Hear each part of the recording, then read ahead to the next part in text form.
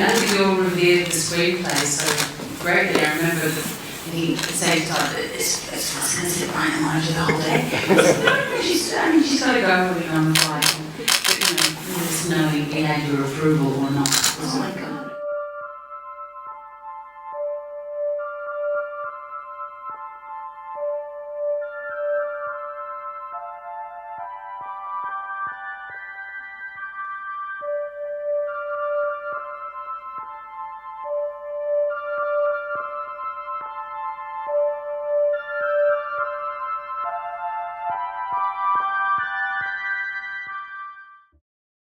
Is when a project has been sitting around for as long as this one has. By the time you actually get to make it, you feel like you've cut so many corners that in the end you're pleased that it's got made, but you've made a lot of creative compromises along the way. And now that we've made it, I feel, for better or for worse, I feel that it's been made in the best possible way it could be with the people who should be making it, and it's a very rare thing.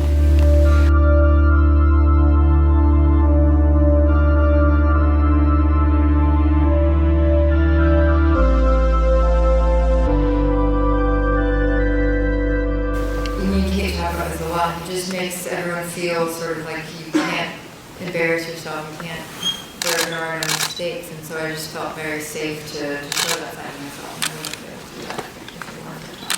You guys even met? How did you know that they would have this amazing chemistry? We get asked about the chemistry question, and it's an ineffable, notion.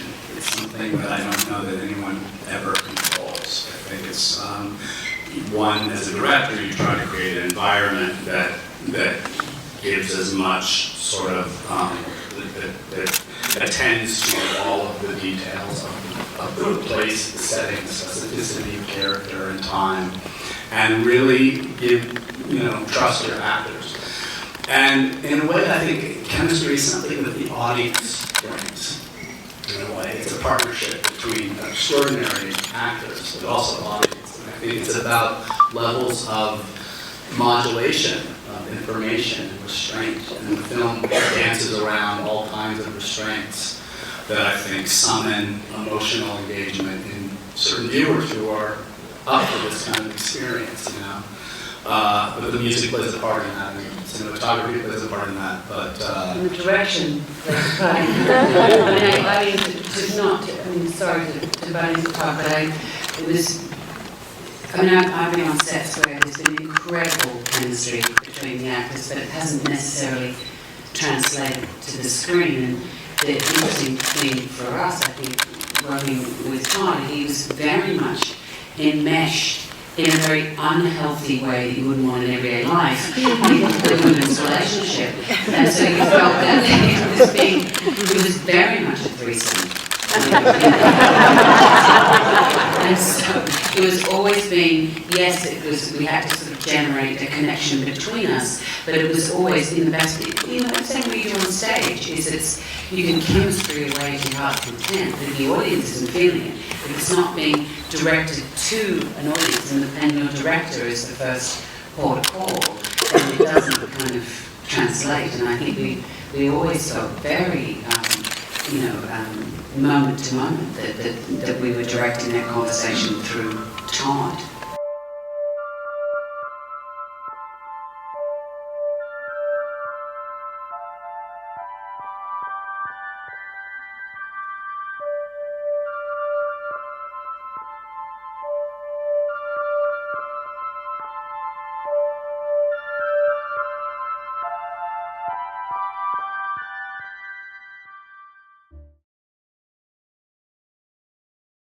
And I love that it ends on this optimistic note, and that how unusual that must have been at the time for that novel. Also coming from Patricia Highsmith, that was another reason I thought maybe doom and gloom. Especially portrayals of lesbian women, they probably weren't like that at the time.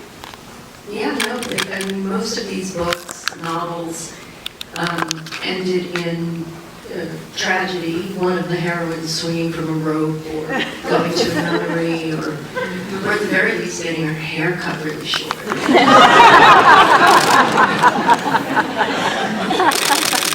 this was very, very different even in 1952. And maybe today, too. Yeah, no, even today, it really subverted my expectations in the best way. I'm going to open it up to the audience in a second, but I just want to ask for each of you, I don't know if you're allowed to discuss budget and shooting schedule, but this movie looks like a $50 million movie, and I know it was an independent film, so this one goes, that was you, okay. I don't know if you can tell us what your shooting schedule was, but, okay, go ahead. Well, in fact, it's even, we weren't entirely behind this campaign. Today, the New York Times, Harvey Weinstein had the strategy of writing "Miracle in 34 days," meaning that we shot the movie in 34 days. Like one. 34 days. What? Do we have 34 days? We had 30. Liz thinks it's 35. I think it's 34. I know you think that sounds Felt like long. 35. I felt like it was. And it literally said 11 minutes, which you never really were supposed to say in the New York Times ad. In polite society. In polite society. $11? $11 million. Anyway. It was all my salary. I'm really sorry. Put it on the